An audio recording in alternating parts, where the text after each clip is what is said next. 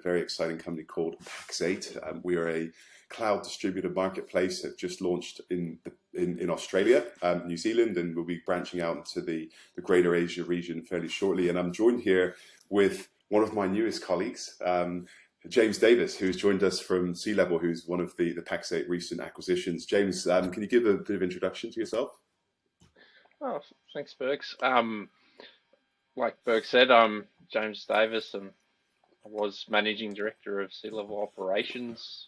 It's a coaching firm that specialises with MSPs and helping them develop their people and mature their businesses. And I've recently stepped into the director of academy role for Pax8, so it's all about educating and helping our partner base where they are and help them get through business challenges, technology challenges, people challenges, so we can thrive as an industry and grow and help the wider economy. So I'm excited to jump in with you. No, I appreciate it. And just as you're explaining what your role is on a day-to-day basis, I can imagine you're keeping reasonably busy. So there's probably quite a few of those challenges, and we're going to be talking in particular today about one of the challenges which I'm seeing in the MSP community, but also just in the global community and economy is the impact of rising costs and how that cause and effect is impacting managed services in particular. So really excited to get some of your wisdom and in-field experience. Before we do, I just want to ask a quick question. You're from Canberra originally, which is the capital of Australia, and made a move to Tasmania. I'm super keen. I've been to Tasmania and fell in love with it when I was there for our baby move. But what's that move been like? What was it like in Canberra, and what's it been like since you've been down in Tassie? People always find it funny, but we wanted to move away from Canberra because it was getting too big. So you being in Sydney, you have your chuckle, but it's becoming a lot bigger city, and like rising house prices and stuff. At my age, it was getting difficult to get in the market. So we'd been down to Tassie before for a holiday and loved it here. And my job as being a MSP operations coach, I could work anywhere, and it was a perfect opportunity to move down here and buy an affordable home and establish ourselves down in a new part of the world. It's been a fantastic move. Well, I have to say, when I arrived into, we flew into Launceston, and then we went and stayed out on the coastline in this beautiful seaside Airbnb, and I thought it was the most beautiful and spectacular place, and there was no mobile reception for quite a lot of it, which is probably quite handy if you're looking to get some R&R. It's a beautiful part of the world, and just the lifestyle is so much more relaxing than the go lifestyle of the big metro cities on the mainland. So I'm happy to be here quietly helping the industry from my desk at home. And it's funny because you say quietly helping, and I absolutely believe that, but there are quite a lot of MSPs in Tasmania as well, and I know from my former life that there are some really great MSPs. You know, it's not a huge population, but there's definitely an MSP community and industry down there. So again, another reason where I'll be able to hop on a plane and come and see you shortly, I hope. So it's a good excuse. Exactly. Well, just to dive into the conversation for today, James and I were chatting recently, and one of my realms is working with James, and one of my passions is helping MSPs to grow their business and to increase their operational maturity and drive recurring revenue, and really just help and advise on best practices, ways of working. And one of the conversations that we had the other day was that a lot of MSPs are challenged with the skill shortage, which is driving crazy salaries, and a lot of technicians, whether it's level 1, 2, 3, are seeing, or business owners are seeing requests for salaries 20-30% higher than what it was maybe a year or two ago. So I thought this would be a really interesting conversation just to share what James is seeing, and then I've got a couple of questions just to advise and help some partners that may be going through similar challenges themselves in their business. So James, if you could just share what you're seeing in the market at a high level, and we can go from there. Yeah, well, like you said, it's the wage rises in the last year. It's gone up at least 20 to 30%, depending on the role, which has been sped up by COVID. I think we were going through this prior to COVID. It just went quiet for a lot of MSPs because a lot of employees weren't pushing to change because they were sitting worried about like what the potential future was, and the stability of the jobs help them like to stay in place. But as our the gap in skill sets and the need for a lot more people in the market, like we're 100,000 people short in positions in IT across Australia and New Zealand at the moment. So that's a huge driver to wage rises going up already. But we've also been underpaying our staff in general for a long time as well. We haven't sort of kept up with other industries, corporate, internal IT with our pay scales, and we haven't adapted to that. And we've sort of got a perfect storm, especially when we couple that with many years of not building trainees up into our industry. We shut that sort of tap off at least 10 years ago, really. And we've lost a generation there. So we're scrambling in this perfect storm of inflation, lack of talent, just general lack of numbers to put bums on seats, and all these other pressures that are starting to come through. We're trying to deal with all of them all at one time. And it is very difficult if we don't really have a plan. And that's what I'm seeing across most MSPs at the moment is very few people have a plan, and they're having to react to this, which puts added stress on it, especially when I'm seeing 20, 30, 40, 50% churn of employees inside the MSPs. So for what would normally be fairly stable businesses over the last 3 to 5 years outside of COVID, this recruitment challenge has doubled or tripled compared to what they're normally dealing with. And that is a potential significant impact on the quality of the service. If you fall short on your resources and capability, then your service level may dip. So I can understand that many are between a rock and a hard place, and some bite the bullet and hire those additional resources. So for those that are going through that, and we can talk a little bit about other ways of getting cost-effective resources as well as part of this conversation. But if an MSP business owner is bringing in higher level resources and his staff are all demanding 20, or the new staff are demanding 20 to 30%, what is how does that impact their profitability? I mean, are they having the conversation with their clients and saying it's a sign of the times and we need to maintain profit? Are they looking at a profitability benchmarking and then increasing their prices so that they maintain that, or is there a mix somewhere in the middle? The more mature MSPs that know what they're offering and the value that they're providing to their clients and have a good account management regime are just raising prices. It's just part of the course. They're having the conversation. The wider economy is going through the same thing, so it's not like we're the only ones that are suffering from talent gaps and fast rising salaries. So most people understand this is a problem. But the wider MSP community aren't doing any of that. So we were already traveling at sort of an average of 6% EBITDA, 6% net profit.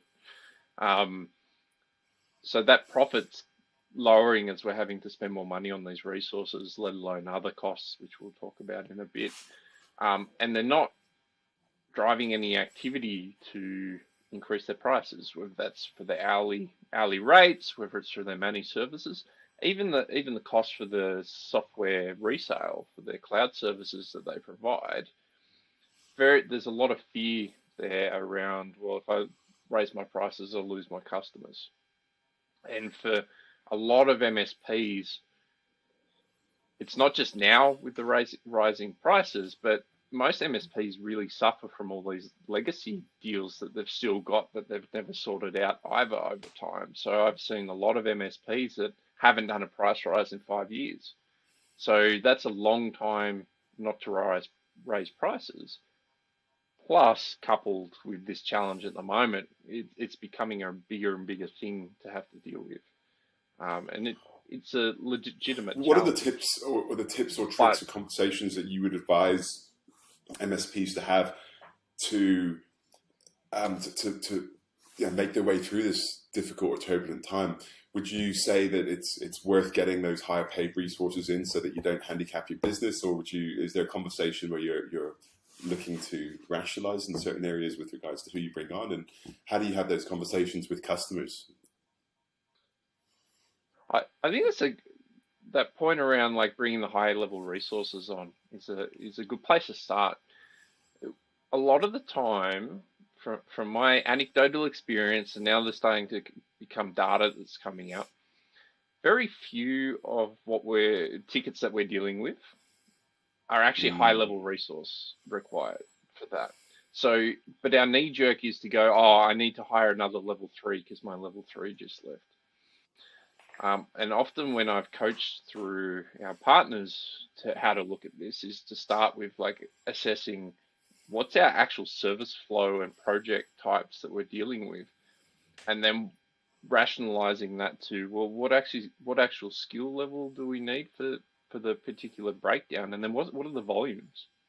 And I've worked with a couple of partners recently that like their knee jerk reaction because their level three was I need to hire another level three in the same location that I am. But when we actually went through some data and had a look at it, was, well, actually we could probably get away with a remote level two. I've done other ones where we'll actually made more sense to hire two level ones and give an ability for the existing staff to elevate up.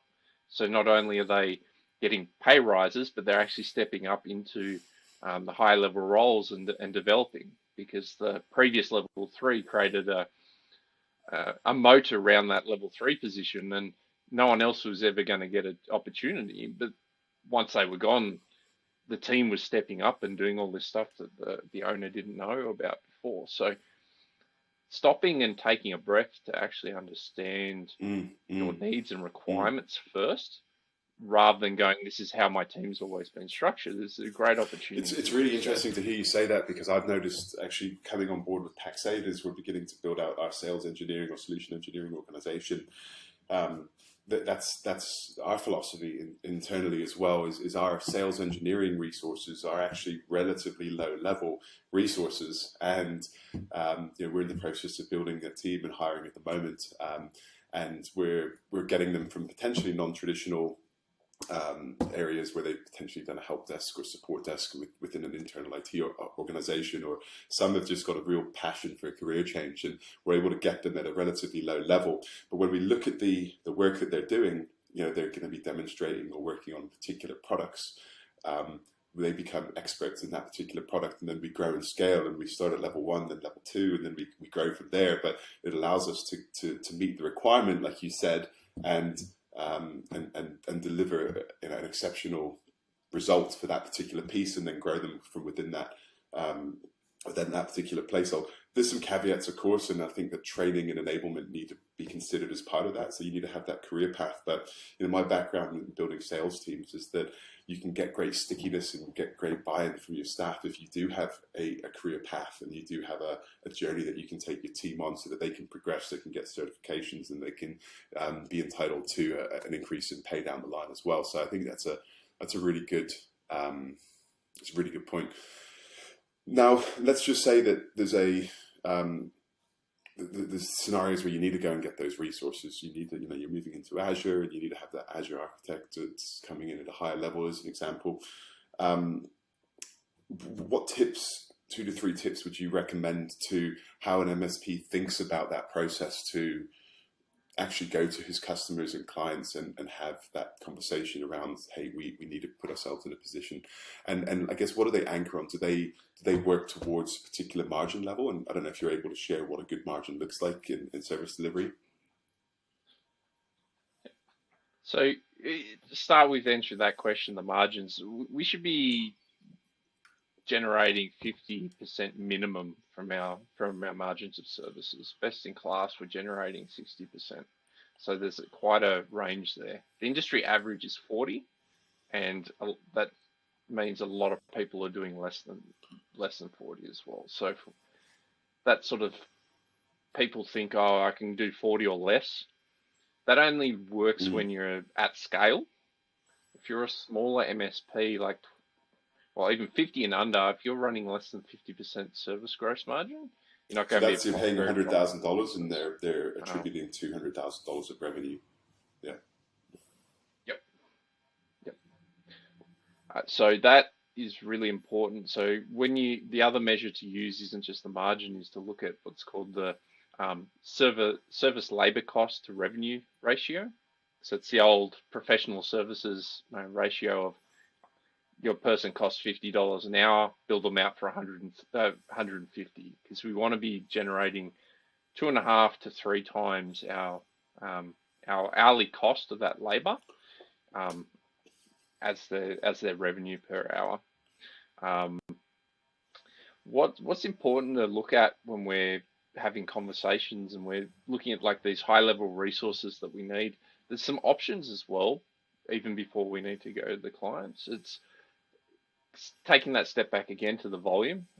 We might see there's like one big anchor client that really needs that high level Azure talent, as an example, but you might not need that in the rest of the client base. And there's few options around that. There's offshoring. There's lots of talent in that space that's come from enterprise and internal IT that's been a lot more exposed to Azure than what the typical MSP in Australia is.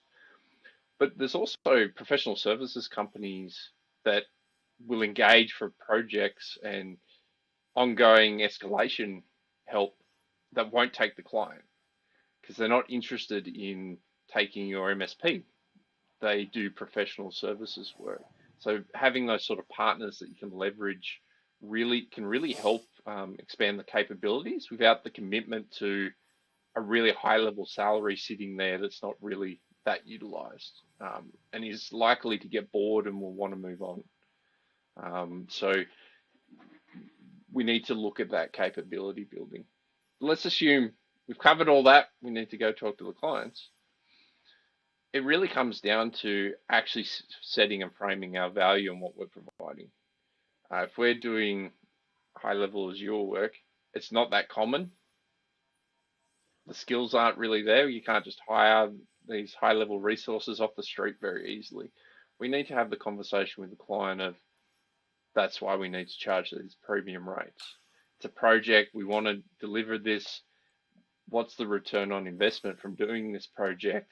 What are they actually benefiting? Instead of focusing on the like pure tech that we always sell, we always default to that technical tactical level rather than the strategic initiative in the business. And this goes for even the managed services support and management.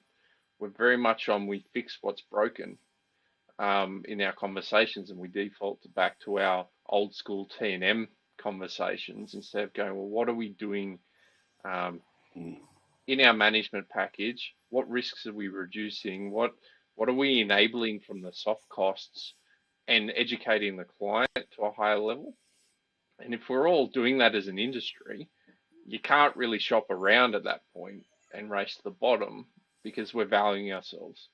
Anytime we think, oh, someone else down the road can do it cheaper, yeah, they can do it cheaper, but we've got to back ourselves that we're doing things properly because cheaper won't enable us to actually provide the service. So if I was to just drill into this little piece, so let's just say we are a generalist shop and we're having to hire some level 1, level 2 resources. Our cost structure, our cost base has gone up by 20%.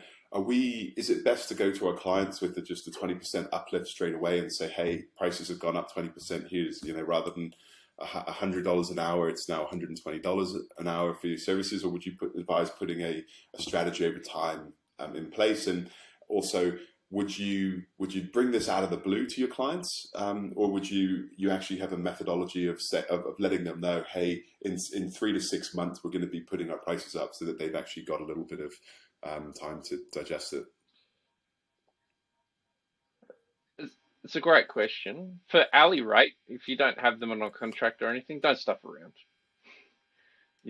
They're already nickel and diming you anyway. Like give them a month's notice, or to say we're from August 1st, we're raising our standard hourly rate from 150 to 190 and just do it. They're not engaged with you at all anyway, and they're going to pay for the labor. So, and often those sort of clients aren't spending a whole lot of money with you either. They're usually less profitable. So the ones that drop off will probably reduce noise for you, and the ones that stay, they're going to spend more, and you have more of an opportunity then to come back to them with some sort of managed service as well. It's a bit of a two-edged sword. Managed services, because most people don't really have a uniform agreement and pricing structure across their client base. It's usually been versions as they've been changing and modifying the product, and they haven't updated their legacy clients. This is where we've got to, most often, is create a plan for each individual client. And we want to build towards a set standard that we're going to. So this is a good opportunity to start reframing what are we actually providing, where's the value, being able to split it up and show it to the client for transparency, and slide some security baselines into it as well. If they're not paying for it now and they're a risk, this is a great time to recontract. So you can look at being strategic in some different ways of either a good exercise that opens the eyes of owners sometimes is getting the financial data of all your clients, show the revenue that they generate, the margin that they generate, and see how profitable they are. Because if you go through that, you'll often find your gut feeling is often wrong. You'll feel like, oh, this person's spending a lot of money and they're profitable. But then when you actually look at the data, they're nowhere near profitable. So even if you lose them, you might go back in revenue, but you'll go up in profit because maybe you don't need to hire that extra resource at this point. Maybe you don't need high level resources to deal with the backlash, or there's an opportunity there to reset them and go, well, actually, we're not profitable. You run a business, I run a business. We both know we both need to make a profit. Let's have that conversation to reset, and you'll see how they value you. Because if it's a good client, they'll understand and they'll go, well, how do we make this work? If they're not a good client, they're going to try and screw you. So you're better off getting That's a great point, and it's probably even independent of the times that we're in. An exercise that we should do on a frequent basis, at least once a year, is actually manage what is our contract profitability per client, and the standard PSAs are able to run those sort of reports if they're set up. And with that, from my years of experience, your average MSP that's running $1 to $3 million revenue, it's your top 5 to 8 clients are generating 80% of your revenue and your margin at least. So when you like step back, and most people have 50 to 100 clients on the book, and only 5 to 8 are generating that 80%, that starts to free your mind up to go, well, all right, we need to bring everyone else up, or it doesn't matter if they leave because we're not that much worse off. Often I see when you've got the 100 clients on your book, your bottom 25 are probably going to make up 3 to 5% of revenue and margin. So you can cut them without impacting your business in the slightest and be better off. But the data is what frees you from the fear and of the unknown. Another question related to salary increases, etc. This is something that I've seen, and it's difficult to know what to do. But I'd like to know what your philosophy is. So, let's just say there's a business that's been operating for 10 years or so, and they've got the long-term staff that maybe haven't had those appropriate price raising, and they're needing to pay a level 2 that's coming in the door a lot higher than the level 2s that they're already paying. What should an MSP do in that particular situation? Do they keep it secret from the others? Do they actually go back to their existing level 2s and raise the prices of their salaries as well? I think transparency is important. Right? If you're worried about the staff or finding out how much they get paid, they already know how much other people get paid because they're all getting tapped on the shoulder by recruiters. So what's a good opportunity is to actually start framing up what the different levels look like it's not that much effort to like spend some time and go define what's a level 1, what's a level 2, what's a level 3, and what are the requirements and what's sort of the pay scale in there, because that will help you frame up whether that level 2 is actually a level 2 anymore. Because the challenge isn't just I've got this good long-standing employee and I've named him as a level 2. If he hasn't been developing himself outside of just like he's got some corporate knowledge, the skills as we're changing into different technologies, if he doesn't have those skills, he's less valuable as well. So there's a lot of forces at play. But having that conversation, then being able to reframe it, well, you're level 2, where you trying to head, what skills do you need? There might be a gap at the moment with certifications, as an example, with that current level 2, and you can go, well, I'm happy to give you, like, bump you up to let's just say 30% for ease. I'm going to bump you up by 15% because it's off market rates. I'm going to bring you up to that band, but for you to get the rest of the extra 15% and actually come up to our level 2 standards that we want now, we've got to do these sort of certifications and get up. And where do you determine and what then is you've a got level some 2? incentive Because this both is the $1 million sides. question. Like, there's not a certification for MSPs today. Like, how do you determine what is a level 1, 2, 3? Oh, wouldn't it be great to have an industry standard for this? The first thing I always say to MSP owners is what we traditionally thought as a level 1, level 2, level 3, like 10 years ago, that's not what it is anymore. So the old school level 3 that was really good with dealing with clients, could manage the major incidents and problems, they're actually a level 4 these days. They're independent workers, they can mentor.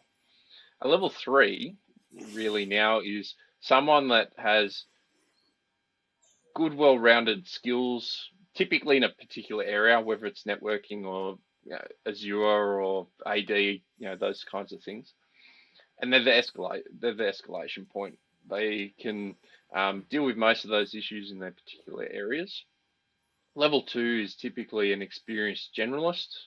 They can solve most problems, but need to escalate to the specialty above. And your level 1s really are like level 0s these days.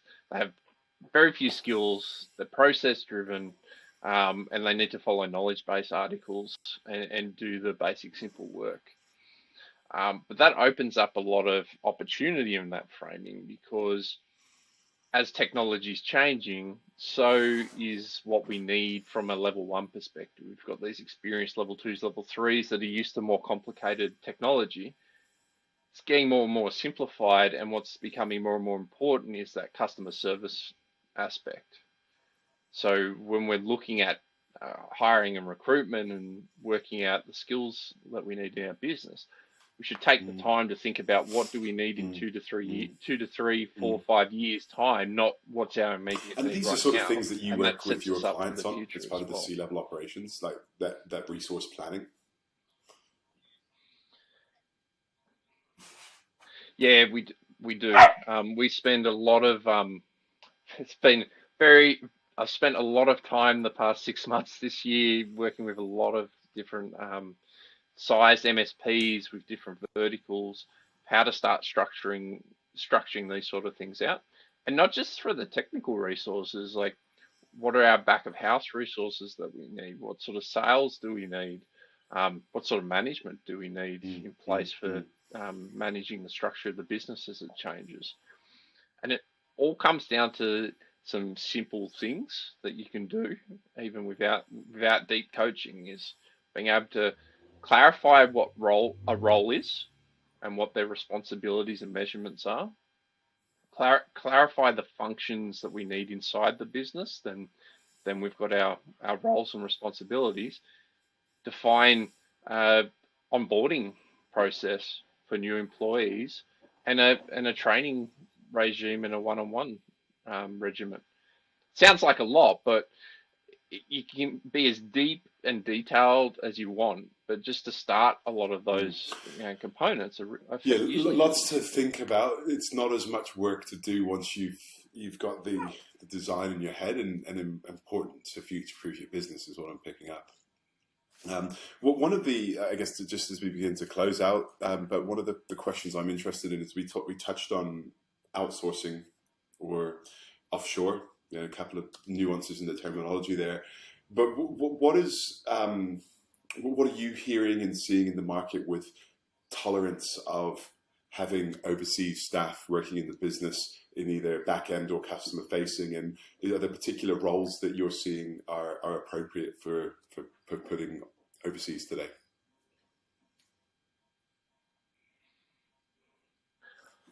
The tolerance for that has changed dramatically. More and more people are seeing it as a valid option, and I think what's helping is more MSPs are doing it successfully. So we're breaking that old bias of the whole Telstra doing it really poorly and on the cheap. Actually, there's legit, really talented people over there that can enhance our businesses and open up our talent pool. As for roles, I've seen the sort of the gamut of different people having different roles there, from your typical knock team to the level one, normal help desk level 1, level 2 project people, service coordinators and dispatchers, sales administrators, account managers, marketing coordinators, like you can finance people and procurement people, like all of the sort of main components of our business. There are people over there that know that stuff well and can do it remotely quite easily. As long as we, as like bringing on new employees, as long as we have a structure to work to, or at very least, if we don't have that structure, is deliberately look at people that we can bring on with some experience that will be capable in working in the chaos and turning that into some processes, whether on their own or with guidance and support. That will be a longer term success than trying to find unicorns that don't really exist. Good to know. Yeah, I've seen a lot of success with going overseas into particular functions, and some is outsourced, but some is insourced. You just they've got access to all of your systems, and they're just sitting in a remote office at a more affordable rate.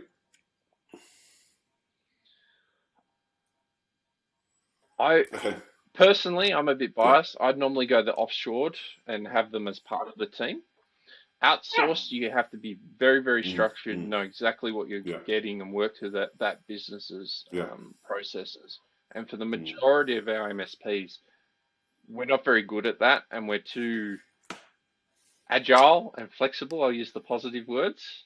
That often those outsourced companies, while they might do really good things, we often struggle with that because of the way we've done our business until we can mature to those sort of process-driven ways that they work. It can feel very rigid and not. Would you recommend that as a strategy for those looking to maintain profits? Is actually going offshore, and would you consider as an MSP having two client options, which is one local and one is actually saying we've got a lower service level, which is leveraging an offshore capability? I definitely think if you're not looking at offshoring in the current market for a traditional MSP, you're going to struggle to keep up with margins. The price squeezes that are happening, the commoditization of support and management services is happening, and it'll just keep speeding up. And it's a way to keep providing high level services at a cost effective rate, but also to enhance the team and open the talent pool, which is important. Like if we can, most often one of the things that helps people get over that hurdle to offshore, you might be able to hire two people for slightly more than that level 2 resource, and then all of a sudden you're taking the pressure off the team. So there's more, rather than running super agile and lean to scrape by, now we can have a bigger team, more resources, less pressure. I think playing along with the whole going offshore, you get a cheaper rate, and staying onshore, it's more expensive. That's a potential play. I'm not a big fan of it personally, because I think there's value in what we do, in terms of provide the management. You might, if you split off support, that may make sense because we're keeping that sort of support ratio. But when you're tying into a full managed services, the value is in the IP, the way we manage their environment. It should be relevant who's actually delivering that service, because it's all about the processes we've developed, the systems that we utilize to automate things like that. So okay, good to know. Depends on how you're setting the value in front Any of final clients. tips or recommendations for those that are struggling with that, that the conversation or maintaining profitability, or seeing their profitability being eroded, just before we close? Okay. Look at the data. There's a lot of empowerment in being able to see your financial position, what your clients are spending and the margins and where they sit on the food chain, and create a plan. Strategically pick things off and build it up. Treat this as a good wake up call to go, actually, I'm going to do this every year. I'm going to keep my prices maintained, not do what we've all done and leave it sitting for 5 years. And like, it'll sound funny, but truly, you've got permission to make money. If you're not generating the sort of best in industry profit levels, you're not going to be able to provide the high level services that they do. You don't have the money to invest in training. You don't have money to invest in new resources when you need to do something. You're always on the back foot being reactive. So take that step and awesome. Well, I think that's look potentially a after topic yourselves for another to be able to look after day your as well, clients. is what our best practice profitability levels as well. But yeah, thank you very much for the time today, James. Absolute genius when it comes to operational maturity levels for MSPs, and certainly encourage anyone to come and have a chat if they're keen to learn more. But thank you for the time, and I'll catch you soon. Thanks, mate. Bye-bye.